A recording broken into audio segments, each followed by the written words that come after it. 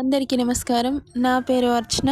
Welcome to ER stories. ఈరోజు కథ చిన్నారి వధువు.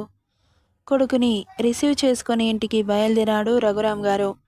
నీతో ఒక విషయం చెప్పాలిరా అంటుంటే, ఓకే డాడ్, ఏంటో చెప్పండి, ఇంటికెళ్ళాక తీరిగ్గా మాట్లాడుకుందాం. నేను 1 వీక్కి ఒక్కరోజు కూడా ఎక్కువ ఉండను డాడ్, తర్వాత నన్ను ఫోర్స్ చేయకూడదు అంటుంటే మాట్లాడలేదు రఘురామ్. అంతలో ఇల్లు రావడంతో కారు ఆగింది. ఇక ఇంట్లోకి రాగానే మంగమ్మ మేడ్ ఎదురొచ్చి, ఆగండి బాబు, ఇప్పుడే వస్తాను అంటూ లోపలికి పరిగెత్తింది. ఎందుకు డాడ్? ఆగు నాన్న అంటూ ఆపాడు. 2 నిమిషాల్లో మంగమ్మ ఎర్ర నీళ్లతో ప్రత్యక్షమై, ఇరుగు దిష్టి, పొరుగు దిష్టి, విదేశాల దిష్టి, అందరి దృష్టి పోవాలి అని ఎడమ చేత్తో అతనికి బొట్టు పెడుతుంటే వద్దంటూ నెట్టేశాడు. రఘురాం గారికి కోపం వచ్చి, హేమాంష్ అంటూ అరిచాడు. ఆ మాటకి సైలెంట్ అయిపోయి నిలబడ్డాడు. ఇక మంగమ్మ భయపడుతూనే బొట్టు పెట్టి, కుడికాలు పెట్టి లోపలికి రండి బాబు, నేనేమైనా కొత్త పెళ్లి కొడుకునా కుడికాలు పెట్టి లోపలికి రావడానికి అంటూ కావాలని ఎడమకాలు పెట్టి లోపలికెళ్తుంటే అతని షర్టు పట్టి వెనక్కి లాగాడు రఘురాం. పెద్దల మాట సద్దిమూట, అలా కొట్టి పారేయకూడదు, చెప్పిన పని చెయ్యి అంటుంటే కోపంగా కుడికాలు పెట్టి లోపల అడుగు పెట్టగానే నవ్వుతూ ఎదురొచ్చింది శైలజ. హేమాంష్ తల్లి, ఎలా ఉన్నావు నాన్న అంటూ కొడుకుని హత్తుకుంది. బావున్నాను మామ్, నువ్వెలా ఉన్నావు అంటూ నవ్వుతూ అడిగాడు. ఏదో లేరా, ఇలా ఉన్నాను. ఎందుకు హెల్త్ పాడు చేసుకుంటున్నావు? నా గురించి ఎందుకు టెన్షన్ పడుతున్నావు? నేను చాలా హ్యాపీగా ఉన్నానని చెప్పాను కదా మామ్. నువ్వున్నావు బేటా, మేము లేము అన్నాడు రఘురాంగారు. హాయ్ రా అన్నయ్య అంటూ వచ్చింది నేహ. హాయ్ నేహ, ఎలా ఉన్నావు అంటూ చెల్లని హత్తుకున్నాడు. బావున్నాను, నువ్వేంట్రా ఇలా చిక్కిపోయావు? ఇది చిక్కిపోవడం కాదే, మస్క్యులర్ బాడీ. అబ్బో, ఇప్పుడు అలా పిలుస్తున్నారా అంటుంటే తల కొట్టుకున్నాడు. సరే కానీ మమ్మీ, నీ హెల్త్ ఎలా ఉంది? అసలు హెల్త్ ఎందుకు పాడు చేసుకుంటున్నావు అంటూ మళ్ళీ కసురుతుంటే, ఏం చేయను, నేను అల్లారు ముద్దుగా పెంచుకున్న నా కొడుకు దూరంగా వెళ్ళి చదువుకుంటున్నాడు. నా కళ్ళ ముందుండి ఇక్కడే చదువుకుంటే నేను ఎంత సంతోషంగా ఉండేదాన్ని అని మూతి ముడిచి చెబుతుంటే, అబ్బా మమ్మీ, ఇలా మాట్లాడితే ఎలా చెప్పు? నీ కొడుకు ఒక మంచి స్థాయిలో ఉంటాడు అంటే నీకు గర్వంగానే ఉంటుంది కదా. ఉంటుంది, కానీ ఇలా నాకు దూరంగానా? అయితే సెంటిమెంట్తో నన్ను ఇక్కడే బంధించేసేయాలని ప్లాన్ చేసావా ఏంటి? మళ్ళీ వెళ్ళిపోతావా కన్నా అని బాధగా అడిగింది. అదేంటి మమ్మీ, చదువు మధ్యలో వచ్చేస్తే అలా అడుగుతావు? స్టడీస్ అయిపోయాక వస్తావా మరి? అక్కడే కంపెనీ స్టార్ట్ చేయాలనుకుంటున్నాను. మీరిలా లాక్ చేస్తే ఎలా చెప్పండి? మనకి కంపెనీలు ఎందుకురా, ఉన్న వాటినే మెయింటైన్ చేసుకుంటే సరిపోతుందిగా. ఆల్రెడీ మన కంపెనీ టాప్లోనే ఉంది కదా. ఇంకా ఆస్తులని సంపాదించుకొని ఏం చేసుకుంటాం చెప్పు? మనశ్శాంతి లేకుండా. నాకు మాత్రం నువ్వు వెళ్ళడం ఇష్టం లేదు కన్నా. ఇక నీ ఇష్టం. మమ్మీ, ఏంటి వచ్చి రాగానే నన్ను డిసప్పాయింట్ చేస్తున్నావు? సర్లే, వెళ్ళి ఫ్రెష్ అయ్యిరా, అందరం కలిసి డిన్నర్ చేద్దాం అంటూ పంపించింది. సరే అంటూ తన రూమ్కి వెళ్ళిపోయాడు బాబు. ఏంటి శైలు, నీ కొడుకుని ఇక్కడే ఉంచేయాలని ప్లాన్ చేస్తున్నావా? ఏ చేయకూడదా? వాడు వెళ్ళడం నాకు ఇష్టం లేదు. మీరు మాత్రం ఒక్కగానొక్క కొడుకుని దూరంగా పంపించేసి హాయిగా ఉంటున్నారు. నా కొడుకు లేకుండా నేను ఉండలేకపోతున్నాను అంటుంటే, అదేంటి అలా మాట్లాడతావు? నేను హాయిగా ఉంటున్నానా?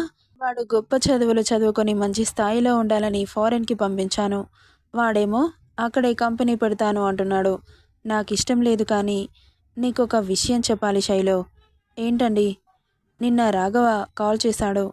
రాఘవన్నయ్య, ఇన్ని రోజులవుతుంది, ఎలా ఉన్నారంట? ఎలా ఉండేదేంటి, తన భార్య చనిపోయాక చాలా దీనమైన పరిస్థితిలో ఉన్నాడు. పాపం తన కూతుర్ని రాచి రంపాన పెడుతోంది ఆ రాక్షసి. ముసలివాడికిచ్చి పెళ్లి చేయాలనుకుంటోంది. వాడు నాకు కాల్ చేసి మన కొడుక్కి చేసుకోమని అడిగాడు. వాడి వల్లే నేను ఈ స్థాయిలో ఉన్నాను. వాడు అడిగిన ఒకే ఒక సహాయం తన కూతుర్ని నా కొడుక్కు చేసుకోవడం. వాడే గనక లేకపోయి ఉంటే ఈ స్థాయిలో ఉండేవాడినా? వాడి ఆస్తి అమ్మి ఆ డబ్బులు నాకు ఇచ్చాడు. టైంకు వాడు హెల్ప్ చేయకపోతే ఇలా ఉండకపోయేవాడిని అంటుంటే, అవునండి, రాఘవన్నయ్య చాలా మంచివారు. కానీ తన కూతుర్ని మన కొడుక్కి పెళ్లి చేసుకోమంటున్నారా? వీళ్ళింకా చిన్నపిల్లలే కదండి. అదే ఆలోచిస్తున్నాను. కానీ వాడి సెకండ్ భార్య ఉందిగా, ముసలాడికి ఇచ్చి పెళ్లి చేస్తానంటోంది. పాపం మా అమ్మాయిని చాలా కష్టపెడుతోంది. నువ్వెలాగైనా వీడిని పెళ్ళికి ఒప్పించాలి. అలా అయితేనే వీడు ఇండియాలో ఉంటాడు. లేకపోతే ఫారిన్ అనుకుంటూ దేశాలు పట్టుకు తిరుగుతాడు. ఒకవేళ పెళ్లి చేసిన వాడి స్టడీ పూర్తయ్యే వరకు అక్కడే ఉండి తనతో పెళ్లి చేస్తాం కాబట్టి చచ్చుకుంటూ ఇక్కడికి రావాలి. ఏమంటావ్?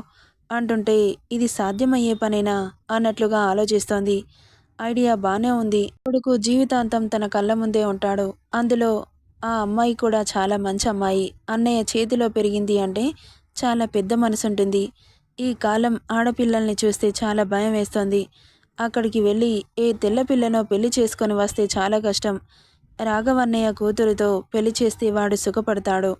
మనం సంతోషంగా ఉంటాం అని మాట్లాడుకుంటూ ఉన్నారు ఇద్దరు. ఏమైంది మమ్మీ? ఎవరికో పెళ్లి చేస్తామంటున్నారు? మన నేహక ఏంటి అని నవ్వుతూ అడుగుతుంటే, ఏంట్రా నాకు పెళ్ళేంటి? నేనింక చిన్నపిల్లనే. ఇప్పుడే 10th క్లాస్ చదువుతున్నాను. అప్పుడే పెళ్లి చేస్తానంటున్నావు? మమ్మీ నీకే పెళ్లి చేస్తానంటుంది అనగానే ఒక్కసారిగా అందరూ షాక్ అయ్యారు. నిన్నేడిపిస్తున్నానని రివర్స్ నన్ను కూడా ఏడిపించాలని ట్రై చేస్తున్నావా?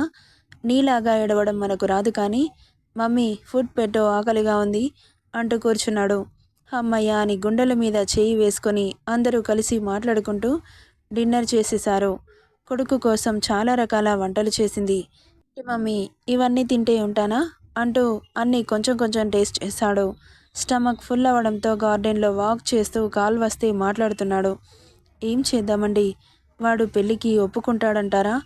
నువ్వే ఏదో ఒకటి చేసి ఎమోషనల్ బ్లాక్మెయిల్ చేయి, అప్పుడు కానీ దారికి రాడు అంటుంటే మంచి ఐడియా ఇచ్చారండి అంటూ ఇద్దరు హైఫై ఇచ్చుకున్నారు. ఏంటి మమ్మీ ఇద్దరు చాలా హ్యాపీగా ఉన్నారు, ఏం మాట్లాడుకుంటున్నారేంటి అంటూ వచ్చాడు.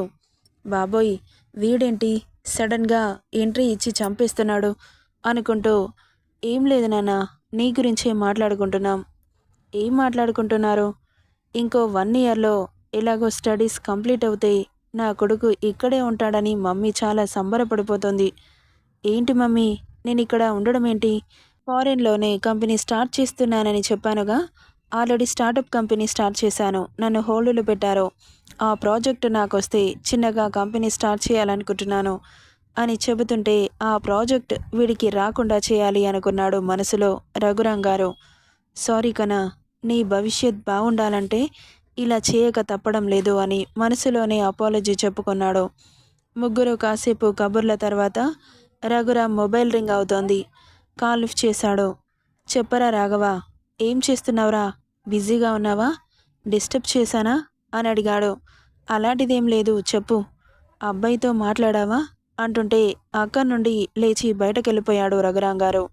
ఇంకా లేదురా, మాట్లాడి నీకు కాల్ చేస్తాను. అమ్మాయిని తీసుకుని ఇక్కడికి రా. ట్రైన్ టికెట్స్ బుక్ చేస్తాను, సరేనా? సరేరా. నీకు ఎలా కృతజ్ఞతలు చెప్పుకోవాలో అర్థం కావట్లేదు. ఏంట్రా కొత్తగా మాట్లాడుతున్నావు? నువ్వే గనక లేకపోతే ఈ ఆస్తి అంతస్తు నాకెక్కడివి చెప్పు అంటుంటే, అంతా నీ అభిమానంరా. నువ్వు నీ జీవితాన్ని కోల్పోయి మరి నన్ను ఈ స్థాయిలో నిలబెట్టావు. అభిమానం అంటావేంటి? నువ్వడిగితే నా ప్రాణమైనా ఇచ్చేస్తాను అన్నాడు రఘురాం. ఆ మాటకి కళ్ళల్లో నీళ్లు చేరాయి రాఘవ గారికి. నువ్వేం టెన్షన్ పడకరా, అంతా మంచే జరుగుతుంది. అతి త్వరలో నా కొడుక్కి నీ కూతురికి పెళ్లి జరుగుతుంది. నేను మాటిస్తున్నాను, సరేనా?